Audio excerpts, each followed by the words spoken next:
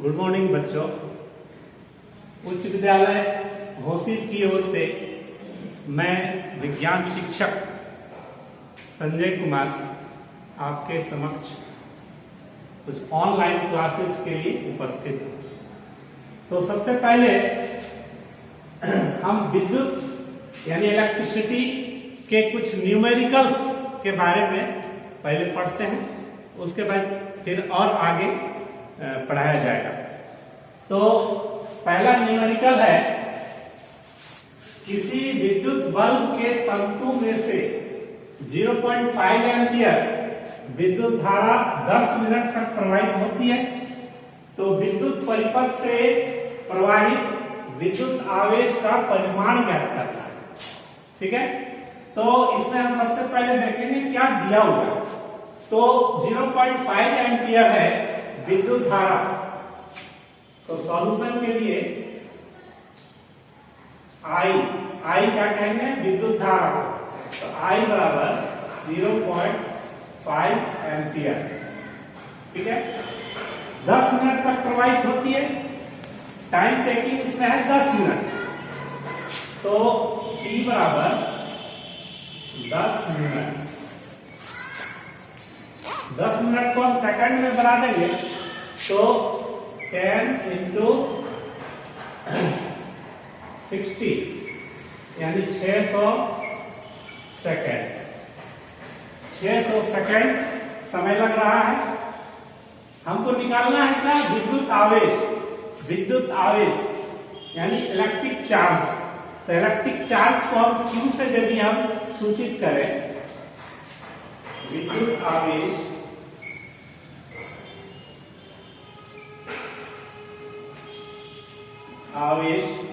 Q बराबर क्या होता है, I गुना T यानी विद्युत धारा गुना समय।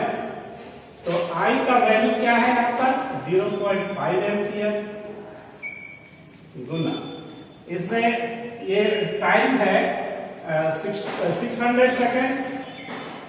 600 सेकेंड इसको हम गुना कर देंगे तो 6×5 = 30 ना, 300 कूलम आएगा। 300 कूलम विद्युत आवेश का ऐसा ही मात्रक होता है कूलम, इसलिए विद्युत आवेश Q बराबर 300 कूलम।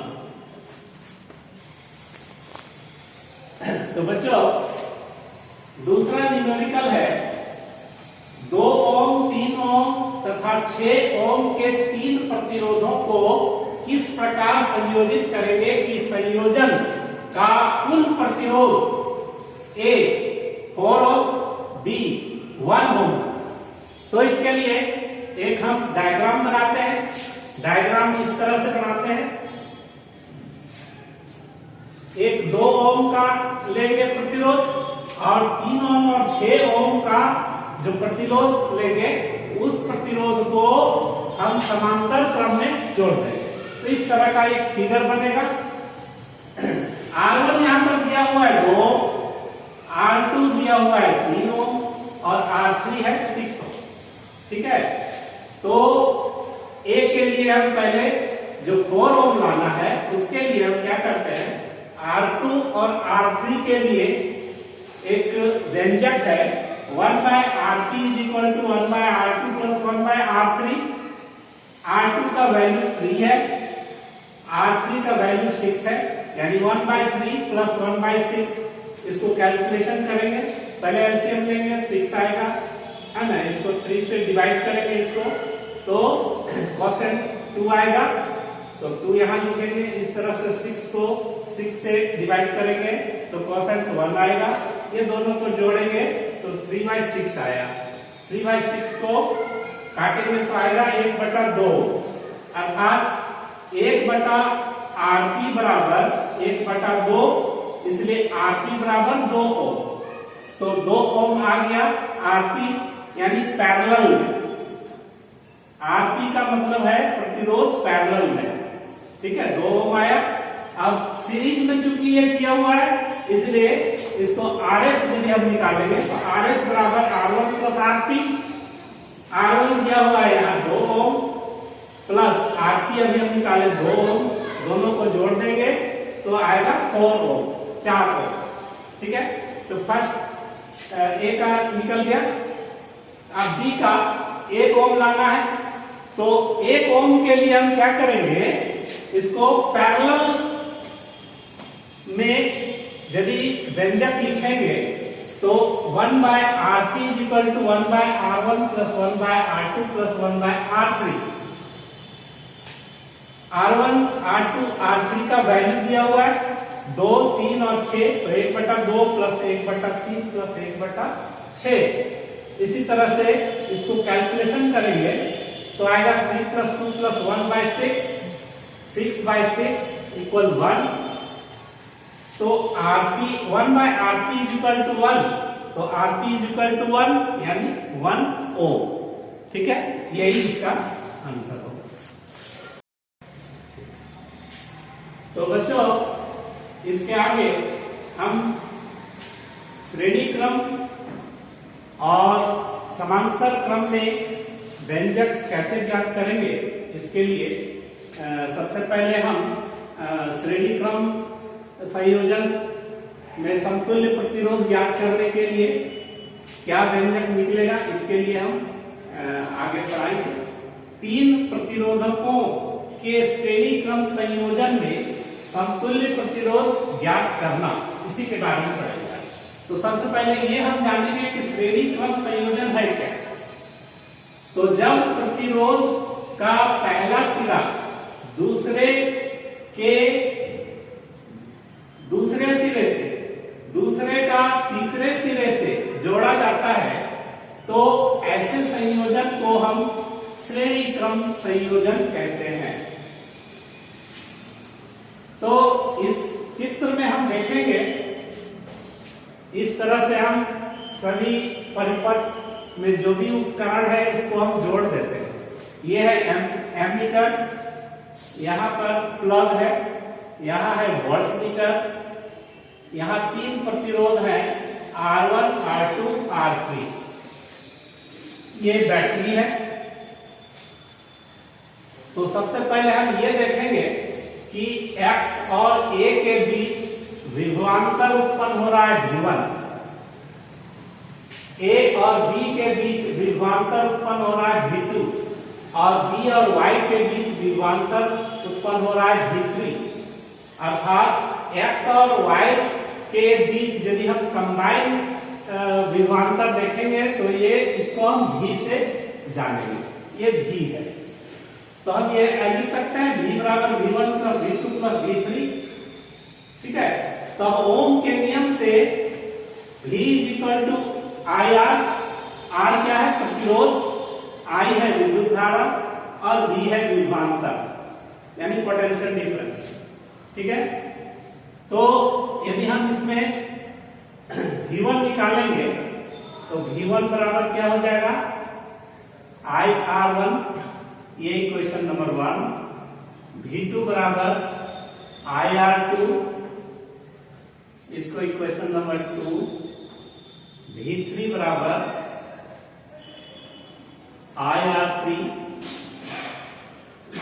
ये इक्वेशन नंबर 3। ठीक है, V1 बराबर IR1, V2 बराबर IR2, V3 बराबर IR3।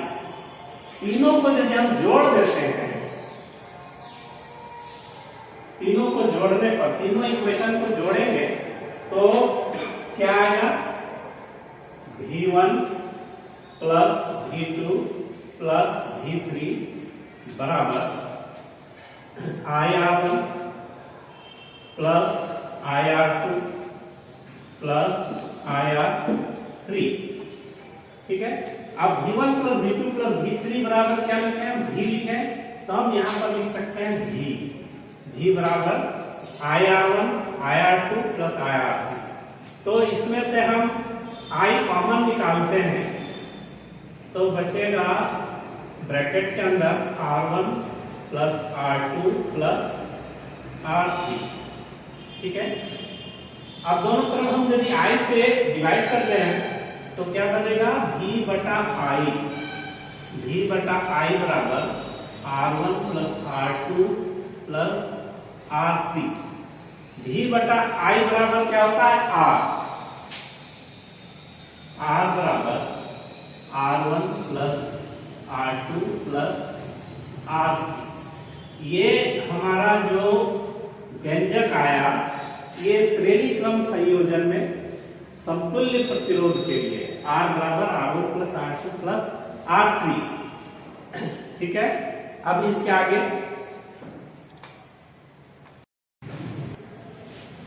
तो बच्चों, पांचक्रम संयोजन में तीन प्रतिरोधकों का समतुल्य प्रतिरोध कैसे ज्ञात करेंगे? ठीक है, तो इसके लिए सबसे पहले हम ये जानेंगे कि पांचक्रम संयोजन है क्या। तो जब तीन प्रतिरोधकों का एक छोर एक बिंदु से अर्थात यहां पर दूसरे छोरों को दूसरे बिंदु यानी यहां पर जोड़ते हैं, तो जो संयोजन प्राप्त होगा उसे हम क्या कहते हैं? पार्श्वक्रम संयोजन यानी पैरेलल। तो इसमें हम फिगर सबसे पहले समझेंगे। फिगर में हम जो भी उपकरण दिए गए हैं उसको सजाएंगे, जैसे वोल्टमीटर है, एमीटर है, प्लग है और बैटरी है। इस तरह से चित्रानुसार उपकरण को सजा लेंगे और परिपथ तैयार कर लेंगे। जब विद्युत ऑन किया जाता है प्लग के द्वारा, तो यहां से विद्युत धारा प्रवाहित होने लगती है और इस टर्मिनल X से तीन भागों में बढ़ जाता है, अर्थात I1, I2 और I3।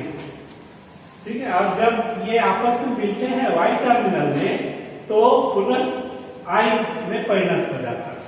ठीक है, टर्मिनल X और Y के बीच विभवांतर भी उत्पन्न होता है। ठीक है, तो हम I बराबर I1 plus I2 plus I3 लिखेंगे। ओम के नियम से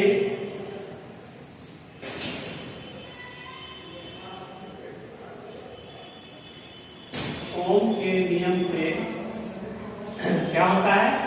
V बराबर IR। ठीक है, V बराबर IR। एक्चुअली में विद्युत विभवांतर जो होता है वो धारा के समानुपाती होता है, अर्थात V बराबर IR। V विभवांतर है, I विद्युत धारा है, R प्रतिरोध यानी रेसिस्टेंस।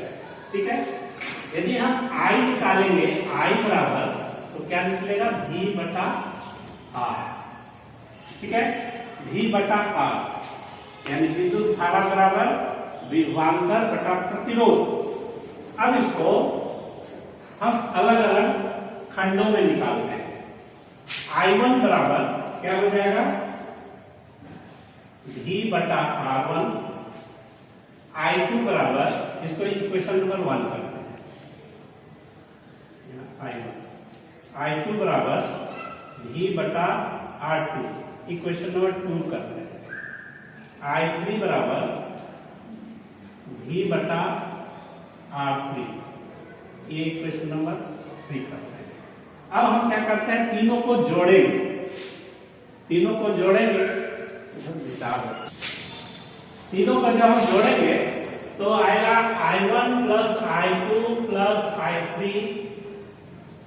I3 बराबर V by R1 plus V by R2 plus V by R3। ठीक है, अब ये I1 plus I2 plus I3 बराबर I होता है, तो I बराबर, इसमें से हम V कॉमन निकाल लेते हैं, तो क्या बचेगा अंडर ब्रैकेट में 1 by R1 plus 1 by R2 plus 1 by R3। ठीक है, दोनों तरफ V से हम यदि डिवाइड करते हैं तो I बटा V बराबर 1 by R1 plus 1 by R2 plus 1 by R3। I बटा V बराबर होता है 1 बाय R। 1 by R. तो 1 by R is equal to 1 by R1 plus 1 by R2 plus 1 by R3। तो पार्श्वक्रम संयोजन में जो व्यंजक प्राप्त होता है वो 1 by R is equal to 1 by R1 plus 1 by R2 plus 1 by R3।